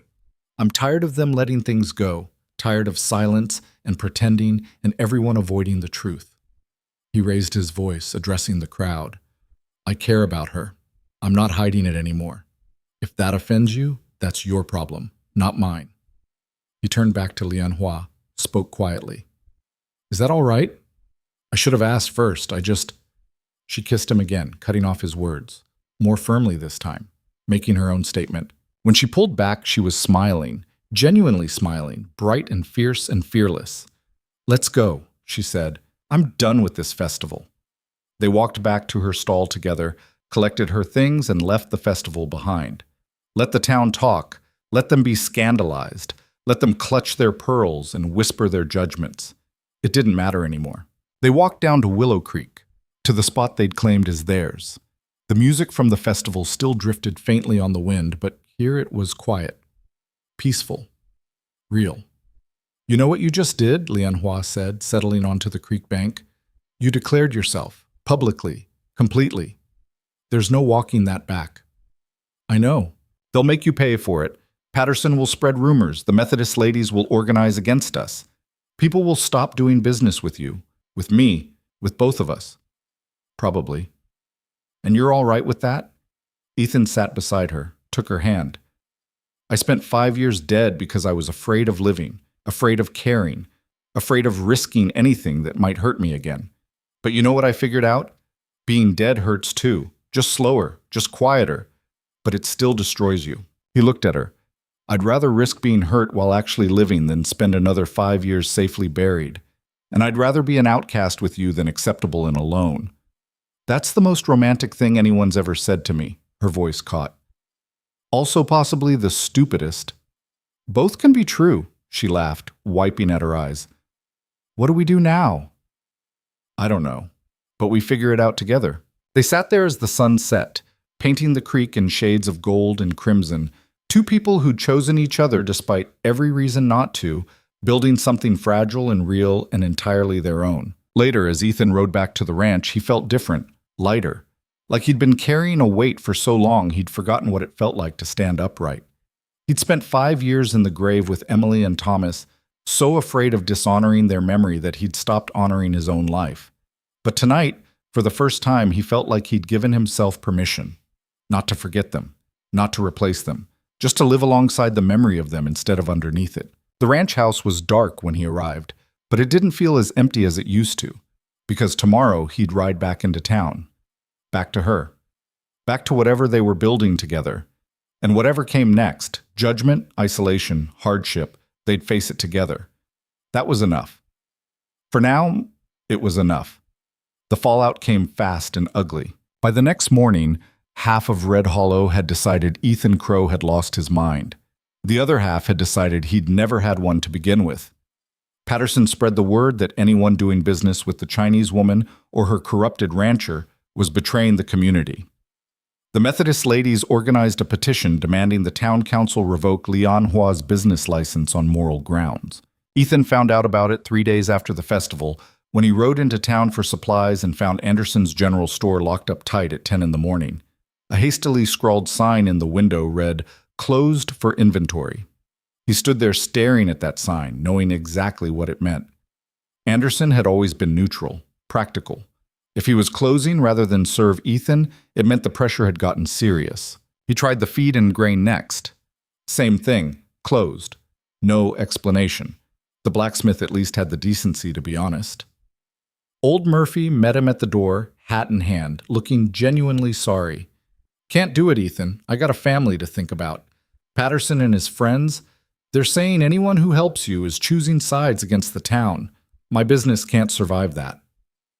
I just need some nails, Murphy. That's all. I know, and I'm sorry. But I can't. He glanced over Ethan's shoulder, like he was worried someone might see them talking. You should leave, both of you. There's nothing but trouble here now. Ethan rode to Lian Hua's shop and found it empty. Not closed exactly, but no customers. The front window had been broken sometime during the night, glass swept into a pile by the door. Someone had painted something on the wall beside the entrance. He couldn't make out the words, but the intent was clear enough. He found her in the back room, calmly stitching a saddlebag like nothing had happened, but her hands shook slightly, just enough to notice. They broke your window. I noticed. She didn't look up. Also left some interesting messages, threatened to burn the place down if I didn't leave within the week. Rage flared hot in Ethan's chest. Did you tell the sheriff? The sheriff? She laughed, bitter. The sheriff stood outside yesterday and watched a group of men paint slurs on my wall. Then he tipped his hat and walked away. He's not going to help. Then I'll... What? Now she did look up, and her eyes were hard, tired. What will you do, Ethan? Fight the whole town? You can't. Nobody can. I can try. And accomplish what? Get yourself hurt? Get us both run out? Or worse? She set down her work, rubbed her temples. I knew this would happen. I told you it would. But I didn't think it would be this fast, this vicious. I'm sorry. Don't apologize. You did what you thought was right. So did I. She stood, walked to the window, looked out at the empty street. But we need to face reality. This town doesn't want us together, maybe doesn't want me at all, and they're willing to destroy both our lives to prove it. Something cold settled in Ethan's stomach. What are you saying? I'm saying maybe everyone's right. Maybe this is too hard. Maybe we're being selfish and stupid, holding on to something that's only going to get us both hurt. You want to leave? I don't know what I want anymore. She turned to face him, and he saw the exhaustion in her eyes, the weight of constant fighting. I came here to build a life. But what kind of life is this? Broken windows and death threats and nobody willing to do business with me? How long can I survive like this? We'll figure it out. Will we? How? Her voice rose. You can't get supplies. I can't get customers. They're strangling us, Ethan, slowly but effectively, and fighting back just makes it worse. So what, we just give up? Let them win? I don't know. The words burst out of her, raw and frustrated. I don't know what we do. I'm tired, Ethan. Tired of fighting. Tired of being strong. Tired of pretending this isn't destroying me. She turned away, shoulders tight. Ethan saw her hands clench, saw her fighting for control. And he realized how much this was costing her. She'd been brave for so long, stood against so much, refused to bend. But everyone had a breaking point. Even her. He crossed to her, gently turned her to face him. She resisted at first, but he persisted. Look at me, he said quietly. She did, and he saw tears she was too proud to let fall. I love you. The words came out simple, clear, true. I should have said it before. Should have said it at the creek, or after the festival, or a dozen other times. But I was scared. Scared of what it meant, scared of risking that much again. But I'm done being scared. Her breath caught. Ethan, I love you, he repeated. I love your strength and your stubbornness and the way you refuse to apologize for existing. I love how you look at me like I'm not broken, how you challenge me, how you make me want to be alive again. He touched her face, gentle. And I know this is hard. Know the town is making it hell. But I'm not walking away. Not from you. Not from us. Even if it costs you everything, you are everything. Don't you see that? This ranch, this town, all of it. It's just places and things. But you're real. You're alive. You're the first thing that's mattered to me in 5 years. His voice roughened. So if they want to run us out, fine. We'll leave together. If they want to make our lives difficult, we'll figure it out together. But I'm not losing you because small-minded people can't handle us being happy. She closed her eyes, tears finally spilling over. I'm so tired of fighting. Then let me fight for you. Let me carry some of this. He pulled her close, felt her resistance collapse. You've been standing alone for too long. You don't have to anymore. She wrapped her arms around him, held on tight. They stood there in her damaged shop, surrounded by broken glass and hatred, and chose each other anyway. After a long moment, she pulled back, wiped her eyes. Some of the steel returned to her spine. All right, she said. We don't give up, but we need a plan. We can't just keep absorbing attacks and hoping things get better. Agreed. What are you thinking? I'm thinking we need allies. People in this town who aren't part of Patterson's crusade. They exist. We saw some of them at the festival. Young people, practical people. People who don't care about my race as much as they care about good work and fair prices. Tom Fletcher, Ethan said immediately. The fiddler. And his sister Emma. They were the first to clap. And some of the ranch hands. They still come to me for repairs because I'm cheaper and better than Patterson. They just do it quietly now. She started pacing, mind working. We need to make it easier for them to support us, less risky, give them cover. How? She thought for a moment. What if we weren't in town? What if my shop wasn't here for them to vandalize and boycott? Ethan felt an idea forming, dangerous, possibly stupid. But maybe their only option. The ranch, he said slowly. You could work from the ranch, set up a shop in one of the outbuildings. People could come out there. It's more private, less visible. Patterson can't control who rides out to my property. You do that? Let me move my business to your land? It's not just my land. The words came out before he'd fully thought them through, but they felt right. If we're doing this, really doing this, then it's ours. Together. She stared at him. Ethan, that's huge. You're talking about... I know what I'm talking about. He did know. knew exactly how big this was.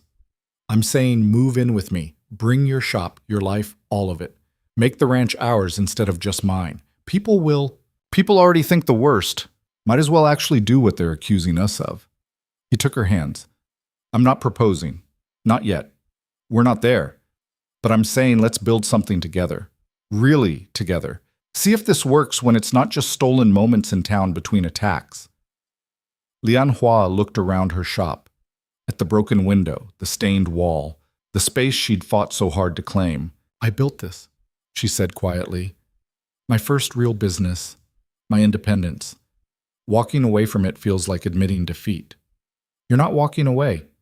You're moving forward. There's a difference. Is there?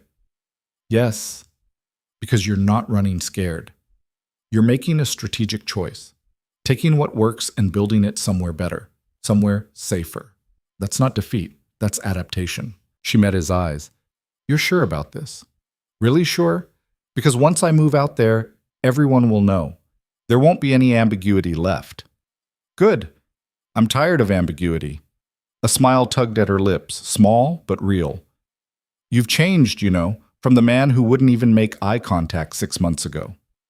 You changed me. No. I just reminded you who you were before the grief. She squeezed his hands. All right, let's do it. Let's build something together and see what happens. They spent the next 2 weeks making it work. Ethan cleared out the old tack room in the barn, giving her space for her workbench and tools. Hauled her equipment out from town in 3 careful trips, watching for trouble but finding none. Apparently the town was content to let them leave quietly as long as they left. Lian Hua brought her few personal possessions, clothes, books, a small trunk of items from her mother. She moved into the ranch house carefully, like she was testing the ground with each step. Took the small bedroom at the end of the hall, not the one Ethan used. They both knew what that meant. Taking time, being careful. Not rushing into something neither of them was quite ready for. But having her there changed everything. The house wasn't empty anymore, wasn't silent. She hummed while she cooked, left tea steeping on the stove, hung those paper lanterns in the windows, bringing color and life to rooms that had been dead for 5 years. And slowly, carefully, they learned to live together. It wasn't smooth. They argued about stupid things, how to organize the kitchen, whether the windows should be open at night, where to stack firewood. Surface arguments that were really about learning each other's rhythms, learning to share space, learning to be people together instead of just romantic ideals meeting in stolen moments. But they also learned the good things. Learned that she was cheerful in the mornings, and he wasn't. That he could actually cook when he tried. That she talked to the horses, and they responded to her better than they did to most people. That sitting in comfortable silence while she worked and he mended tack was its own kind of intimacy. And slowly, business picked back up. Ranch hands started coming out for repairs, grateful for the privacy. A few brave souls from town made the trip. Word spread that the work was still excellent, the prices still fair, and Ethan Crow wasn't going to judge anyone for showing up. Within a month, Lian Hua was as busy as she'd been in town. Maybe busier. It's working, she said one evening, tallying the week's income. Actually working. I'm making more out here than I did with the shop in town. Less overhead, no rent, and people who really need you will make the ride. Still, I didn't think... She set down her pencil, looked at him. I didn't think this would work. Thought we were being stupidly optimistic. Maybe we were. Maybe we still are. Ethan leaned against the doorframe, watching her work. But it's working anyway. She smiled. Thank you. For this. For all of it. I know it wasn't easy, opening your home like this. It's not just my home anymore, I told you that. I know, but still. She stood, cross to him. You gave me a place when the town wanted to destroy me. That matters. You gave me a reason to live when I'd forgotten how. That matters more. They stood close, the evening light slanting through the windows, painting everything gold. Ethan felt the pull between them, the want, the need, the physical desire they'd been carefully managing. But he also felt the uncertainty. The question of whether they were ready for that step. Lian Hua seemed to read his thoughts. She always could. We don't have to rush anything, she said quietly. I know you're still working through things. I can wait. What if I'm always working through things? Then we work through them together. She touched his face. I'm not going anywhere, Ethan. You don't have to prove anything or be anything other than what you are. He kissed her then, gentle at first, then deeper. Felt her respond, felt the heat rise between them. But after a moment, she pulled back. Not yet, she said, breathless. Soon, maybe, but not yet. We're still figuring this out. He nodded, fighting disappointment but understanding. Yeah, okay. Don't look so devastated. I'm not rejecting you. I just want to be sure. Want us both to be sure. I am sure. Are you? Really? She searched his eyes. Or are you just desperate to feel something other than grief? Because I need to know the difference. The question hit harder than he expected. Was he sure? Or was she right? Was he just clinging to the first person who'd made him feel alive again? I don't know, he admitted. I think I'm sure, but I'm also scared that you're right, that I'm using you to fix myself. At least you're honest. She stepped back, creating space. So let's take our time. Let's build this slowly. Make sure it's real and not just two lonely people grabbing at each other because it's easier than being alone. It hurt. But she was right. They both knew it. That night, Ethan lay in bed staring at the ceiling, listening to the sounds of someone else in the house. Her footsteps, the creak of her bedroom door, the small noises that meant he wasn't alone anymore. And he thought about Emily, really thought about her. Not the memory, not the grief, but the person she'd been. Strong and fierce and practical. And he wondered what she would have thought of all this. Would she have wanted him to stay buried in grief forever, to never love anyone else, to waste the rest of his life being faithful to a memory? No. Emily hadn't been like that. She'd been too practical, too fierce. She would have told him to get his head out of his ass and live, would have probably liked Lian Hua, would have respected her anyway. But knowing that didn't make the guilt go away, didn't make it easier to let go. He got out of bed. The house was quiet. He pulled on his boots and coat, stepped outside into the cold night air, and started walking toward the hill. He hadn't been to the grave since the Christmas social. 6 months of carefully avoiding that spot. But tonight, he needed to go. Needed to face what he'd been running from. The climb felt longer than it should have. His breath misted in the cold. Stars blazed overhead, so many it hurt to look at them. The grave sat under the old oak, simple wooden markers he'd carved himself. Emily Crow. Thomas Crow. Dates that marked lives too short. Ethan stood there, looking at those markers, feeling the weight of everything. I don't know what I'm doing, he said out loud. His voice sounded strange in the quiet. I don't know if this is right or wrong, or if you'd approve or hate me for it. I don't know if loving someone else means I loved you less. I don't know anything anymore. The wind rustled through the oak. No answers. The dead didn't speak. But I can't keep living like you're coming back, he continued. I can't keep treating my life like it's supposed to be a memorial to you. That's not living. That's just slow death. His voice broke. And I'm so tired of dying. He sat down on the cold ground, leaned back against the oak. I love her, he said. I think I do anyway. It feels different than it did with you, not better or worse, just different. Like, he struggled for words. Like the first time was a wildfire, sudden and consuming and burning everything away. This is more like coals, slower, steadier, still hot but in a different way. He wiped at his eyes. I don't know if that means anything. Don't know if it's real or if I'm just fooling myself. But I want it to be real. I want to try.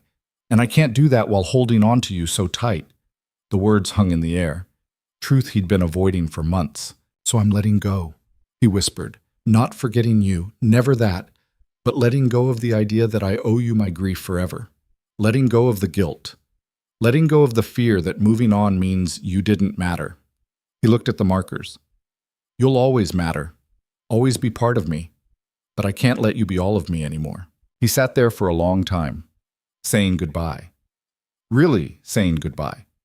Not to the people, they'd been gone for 5 years, but to the prison he'd built around their memory, to the belief that grief was the same as love, to the fear that living again meant betrayal. When he finally stood, the sky was starting to lighten in the east. Dawn coming. A new day. He walked back down the hill toward the ranch house, toward the woman sleeping in the small bedroom at the end of the hall, toward the life he was finally ready to build. The house was warm when he entered. Lian Hua was in the kitchen making tea, still in her nightgown with a shawl wrapped around her shoulders. She looked up when he came in, took in his red eyes and the grass stains on his knees. "You went to see them," she said. Not a question. "Yeah." "You all right?" Ethan thought about it. Really thought about it. Was he all right? "I'm getting there," he said honestly. "Not there yet, but closer than I've been in a long time." She poured him tea, handed him the cup. Their fingers touched, and he felt that familiar spark. Want and warmth and something deeper he was finally ready to name. "I'm sure," he said. "About you. About us. I'm not just using you to fix myself or fill the emptiness. I'm sure." She searched his face. "What changed?" "I said goodbye. Really said goodbye. Not to them. I'll never stop loving them. But to the idea that I owe them my whole life. To the guilt." He set down the tea, took her hands. "I'm ready, Lian Hua. For all of it. For us. For whatever comes next." She studied him for a long moment. Then she smiled, soft and real and full of hope. "Good," she said, "because I've been waiting." She led him to her room. They closed the door on the past and the grief and the guilt and chose each other in the breaking dawn. And for the first time in 5 years, Ethan Crow felt whole. Morning came different after that night. Not perfect, not magically healed, but different in the way that mattered most. Ethan woke up next to someone who knew all his broken pieces and chose to stay anyway. Lianhua was already awake, propped up on one elbow, watching him with an expression he couldn't quite read. "What?" he asked, voice rough with sleep. "Just thinking." "About?" "About how we got here. About how improbable all of this is." She traced a pattern on his chest absently. 6 months ago, I was alone in a hostile town. You were buried in grief, and now we're here. Together, actually, together. You having regrets?" "No." Just marveling at it. She met his eyes. "I don't do this, you know. Let people in. Trust them with the real parts of myself. I learned young that people leave or disappoint or use what you give them against you. So I stopped giving." "But you gave to me." "I did. Because you never asked for it, never demanded, never tried to fix me or change me or make me into something more convenient." She smiled. "You just saw me. Really saw me. That's rare." Ethan pulled her closer. "So what now?" "Now we live. We work. We build this thing day by day and see what happens." "That simple?" "That complicated." She kissed him. "Nothing worth having is simple, Ethan Crow. You should know that by now." They spent the morning working side by side. Ethan mending fence while Lian Hua set up her workspace in the barn. It felt natural, domestic, real, in a way that made Ethan's chest ache. Not from pain this time. From something else. Something that felt dangerously close to happiness. Around noon, they heard a horse approaching. Ethan tensed instinctively. Visitors meant trouble lately. But when he looked up, he saw young Tom Fletcher riding in, fiddle case strapped to his back. "Mr. Crow, Miss Hua." Tom dismounted, looking nervous but determined. "Hope I'm not intruding." "Not at all," Lian Hua said, setting down her tools. "What brings you out here?" "Came to apologize, actually, and to ask a favor." He twisted his hat in his hands. "The way the town's been treating you both, it's not right. I should have said something sooner, done more than just play music and clap." "You did more than most," Ethan said. "Your music that night at the festival, that mattered." "Still, I could have stood with you publicly, could have told Patterson and his crowd they were wrong. I didn't, and I'm sorry for that." Lianhua studied the young man. "What's the favor?" "I'm getting married next month, Sarah Hendricks. We want you both at the wedding." The request landed like a stone in still water. Ethan and Lian Hua exchanged glances. "Tom," Ethan said carefully, "you know what that means, having us there. People will talk, might cause trouble for you and Sarah. Let them talk. Sarah and I talked it through. We're both tired of how this town treats people. You want to build a life that's honest and real? So do we." And that means standing with folks who are doing the same thing, even when it's hard. Your parents know you're asking us? Lianhua asked. My ma does. She's the one who suggested it, actually. Said anyone brave enough to dance in front of the whole town deserves respect, not shunning. He grinned. Pa's still working on it, but he'll come around. He usually does. After Tom left, Ethan found himself standing at the fence line, looking out over the ranch. Lianhua joined him, slipping her hand into his. One invitation doesn't fix everything, she said quietly. The town's still hostile. Patterson's still spreading poison. Most people still think we're scandalous at best, immoral at worst. I know. But it's something, one crack in the wall. Yeah, it is. They stood there in the spring sunshine, holding on to hope that was fragile but real. And Ethan realized something fundamental had shifted. He wasn't waiting for permission anymore, from the town, from the past, from anyone. He was just living, making choices, building something that mattered. It wasn't the life he'd planned, wasn't the life he'd had with Emily, but it was his life, theirs, and that was enough. The weeks leading up to Tom's wedding brought unexpected changes. Emma Fletcher started coming out to the ranch regularly, bringing her friends, young women tired of the town's rigid rules about propriety and behavior. They'd sit in Lianhua's workshop, learning stitching techniques and talking about things they couldn't discuss in town, dreams, frustrations, the suffocating weight of expectations. You're teaching them more than leather work, Ethan observed one afternoon, watching through the barn door.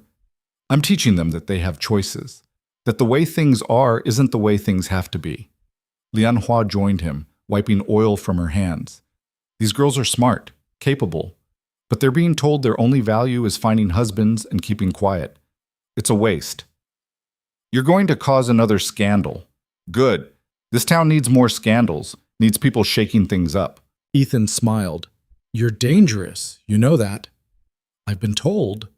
She leaned against him. But seriously, these girls remind me of myself at that age. Angry at limitations I didn't choose, desperate for someone to tell me I could be more. If I can be that for them, maybe all the hell we've been through means something. The night before Tom's wedding, Ethan couldn't sleep. He got up quietly, trying not to wake Lianhua, but she stirred anyway. Where are you going? Just need some air. Go back to sleep. But she got up too, wrapped a shawl around her shoulders, and followed him outside. They ended up at the corral, watching the horses move like shadows in the moonlight. You're nervous about tomorrow, she said. It wasn't a question. Little bit. Because of the town? Or because of something else? Ethan leaned against the fence rail, choosing his words carefully. Because it feels like a line we're crossing. Going to that wedding together, publicly, as a couple. No more ambiguity, no more pretending we're just business associates or whatever people tell themselves. We crossed that line months ago, Ethan, at the festival, when you kissed me in front of everyone. I know, but this feels different, more official somehow. Like we're declaring ourselves not just to the town, but to, I don't know, the future, the life we're building. She turned to face him fully. Are you getting cold feet? No, just aware of what it means. The weight of it. The weight of what? He struggled for words. Of promising, of committing, of saying this is real and permanent and not just something I'm trying because I'm lonely or broken or whatever. Of meaning it. Lianhua was quiet for a long moment. When she spoke, her voice was soft but firm. Nobody's asking you to promise forever tonight, Ethan. Just tomorrow. Just showing up at a wedding with me. That's all. Is it, though? Yes. She took his hand. Look, I know you're scared. I know the last time you loved someone permanently, you lost them and it nearly destroyed you. But you can't let fear of loss prevent you from living. That's not living. That's just existing. What if I lose you too? You might. I might lose you. That's the risk. But hiding from it doesn't make it safer. It just makes you alone. She squeezed his hand. I'm not asking you to be perfect or fearless or completely healed. I'm asking you to show up, to try, to be present in this life we're building instead of always holding back a piece of yourself just in case. I don't know if I know how to do that. Then learn. We'll both learn. Together. She pulled him close. But you have to decide, Ethan. Really decide. Are you in this? All the way in? Or are you still 1 foot out the door, ready to run if it gets too hard or too real? The question hung between them, demanding honesty. Ethan thought about the past 6 months, thought about how she'd broken through his walls just by refusing to treat him like he was broken. Thought about the way she challenged him, pushed him, demanded he be real instead of safe. Thought about morning conversations over tea and quiet evenings working side by side, and the way she laughed when he said something unexpectedly funny. Thought about the fact that she'd given up her shop, her independence, her safety to be with him.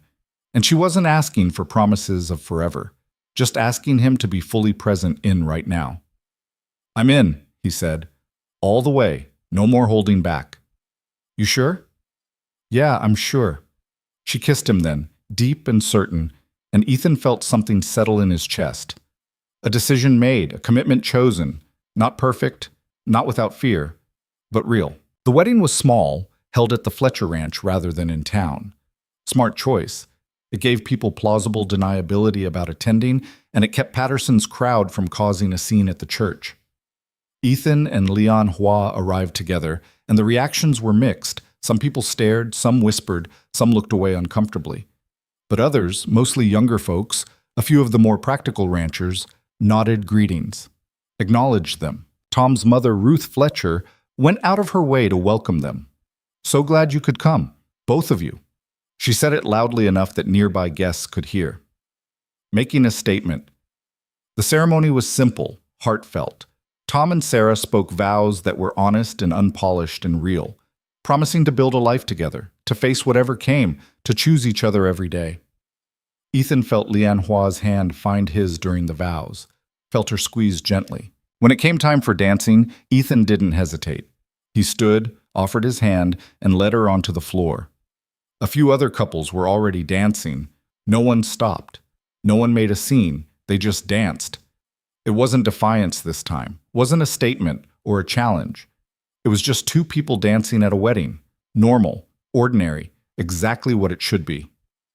"This is nice," Lian Hua murmured, "not having to fight for once." "Yeah, it is." "Think it'll last?" "The not fighting? Probably not. This is still Red Hollow." He spun her gently.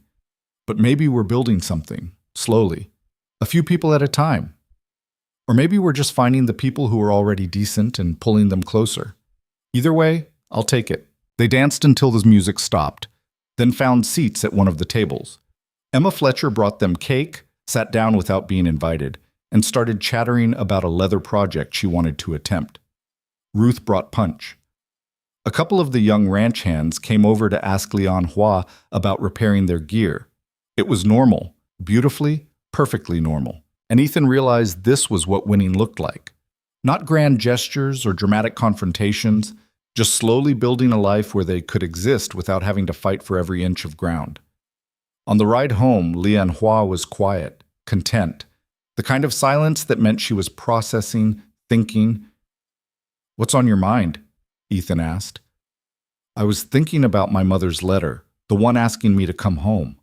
Ethan's stomach tightened. And I'm going to write back. Tell her I am home. That I built something here worth keeping, that I found someone worth staying for." She looked at him. "If that's all right with you." "More than all right. But what if she doesn't understand? What if she's angry? Then she's angry. I can't live my life waiting for her approval any more than you can live yours waiting for the town's." She smiled. "We're both learning that lesson, aren't we? That sometimes the bravest thing you can do is choose yourself, choose the life that's real instead of the one that's expected." They rode in comfortable silence for a while. Then Ethan spoke, the words coming out before he could second-guess them. "Marry me." Lian Hua's head whipped around. "What?" "Marry me. Not right now. Not tomorrow. But eventually. When we're ready. When it feels right." He pulled his horse to a stop, turned to face her. "I know we said we weren't there yet, that we were taking things slow, but I also know I don't want to spend another day wondering if this is real or permanent or whatever. I want to build a life with you, officially, completely. So marry me someday, when the time's right." She stared at him, eyes wide. "That's possibly the worst proposal I've ever heard." "Yeah, probably. No ring, no planning, just marry me someday when we feel like it." Pretty much. She started laughing, real laughter, bright and genuine and full of joy. You're ridiculous. Is that a yes? It's a yes. She leaned over, kissed him while their horses shifted beneath them. Yes to someday. Yes to building this life. Yes to all of it. They rode the rest of the way home, grinning like fools, the future spreading out before them uncertain and terrifying and full of possibility. Summer arrived in waves of heat that made work difficult and tempers short. But it also brought changes. Tom and Sarah Fletcher started coming by the ranch regularly, bringing supplies and news from town. Emma brought more girls out to learn from Lian Hua. Word spread that the work coming out of Crow's ranch was exceptional, and business grew. Patterson's influence started to wane, not quickly, not dramatically, but slowly, as people realized that choosing quality and fairness over prejudice wasn't actually that hard. The Methodist ladies' petition fizzled out when even some of their own members quietly withdrew support. Red Hollow didn't transform into some progressive utopia. It was still small-minded in 100 ways, still judgmental, still uncomfortable with anything that challenged its narrow definitions of normal, but it got quieter. The hostility became background noise instead of constant assault. And in the spaces between the judgment, Ethan and Lian Hua built something solid. One morning in late July, Ethan woke to find Lian Hua already up, sitting at the kitchen table with tea and a letter.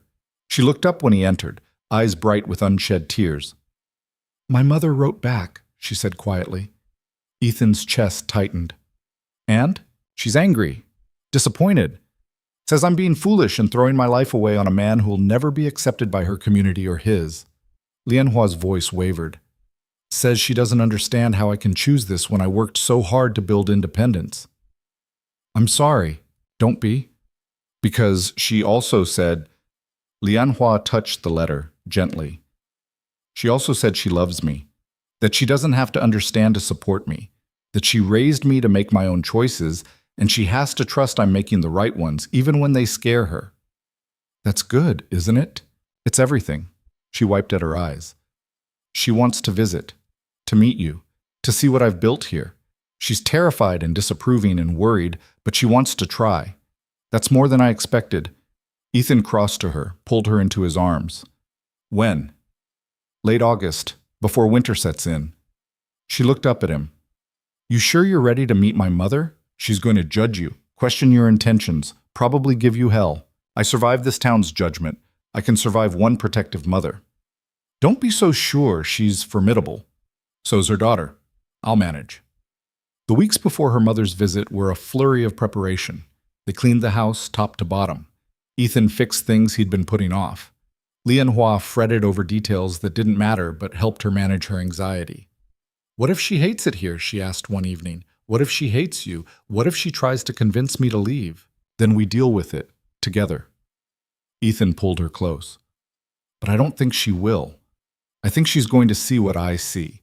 A strong woman who built something from nothing, who faced down a hostile town and won, who chose her own path and made it work. How could she not be proud of that? You don't know my mother. No, but I know you. And if you came from her, she can't be all bad. Lian Hua's mother arrived on a Thursday afternoon, stepping off the stagecoach in Red Hollow, with the same self-possessed grace her daughter had shown 6 months earlier. She was smaller than Ethan expected, gray threading through her black hair, but her eyes were sharp and assessing. Lian Hua hugged her mother tight, speaking in rapid Chinese that Ethan couldn't follow. When they separated, the older woman turned her attention to him. Mr. Crow. Her English was accented but clear. My daughter speaks highly of you. We will see if you deserve it. Mother, Lian Hua protested, but Ethan just smiled. Fair enough. I'd expect nothing less. The next few days were an exercise in being thoroughly evaluated. Lian Hua's mother, call me May, she'd said, though her tone suggested it wasn't really a request, watched everything. How Ethan treated her daughter, how he worked, how he spoke to people in town, how he managed the ranch. She was polite but distant, asked pointed questions, made observations that felt like tests. But on the third day, Ethan found her sitting on the porch in the evening, watching the sunset. He joined her, uncertain but willing to try. Your ranch is beautiful, May said after a moment. Good land. Well maintained. Thank you. My daughter seems happy here. That surprised me. I thought she would regret leaving San Francisco, regret choosing this hard life. She's stronger than you think. I know exactly how strong she is. I raised her. May glanced at him. My question is whether you know, whether you see her clearly or just see what you need her to be. Ethan thought about that, about honesty and directness and refusing to soften the truth just because it was uncomfortable. I see her, he said quietly. I see her strength and her stubbornness and the way she refuses to bend even when it would make life easier. I see how hard she works, how brave she is, how she stands up for what's right even when it costs her. He paused.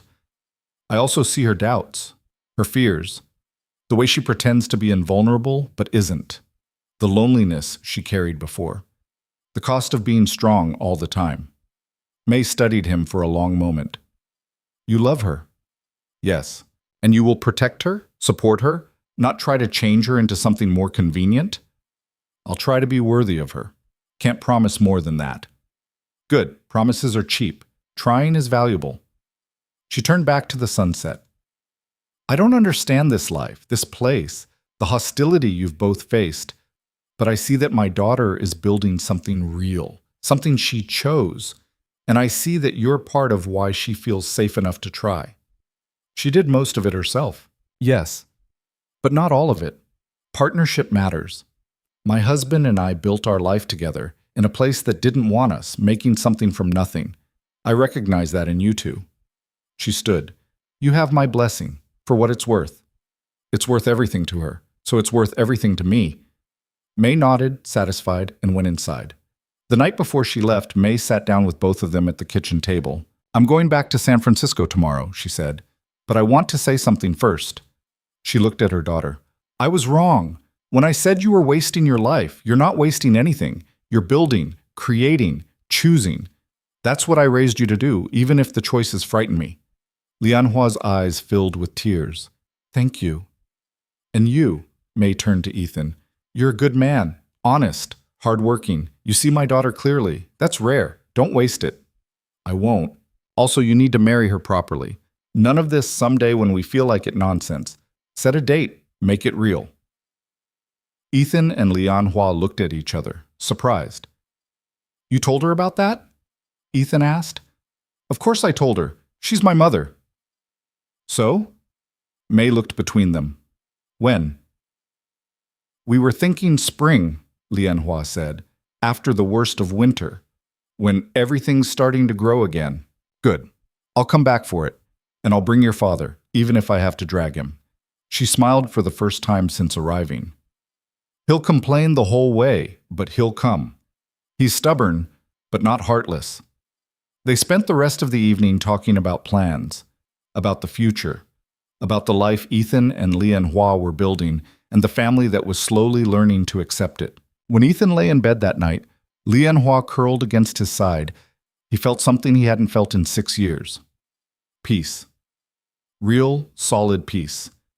Not the absence of pain. The pain was still there, would probably always be there in some form. But it wasn't the only thing anymore. There was joy. There was love. There was hope.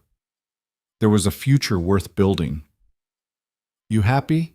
Lianhua murmured, half asleep. Yeah, I am. Good. Me too. They drifted off to sleep, two people who'd found each other in the wreckage and built something beautiful from the broken pieces. The first snow came early that year, just like always. But this time, Ethan didn't dread it, didn't see it as a reminder of everything he'd lost.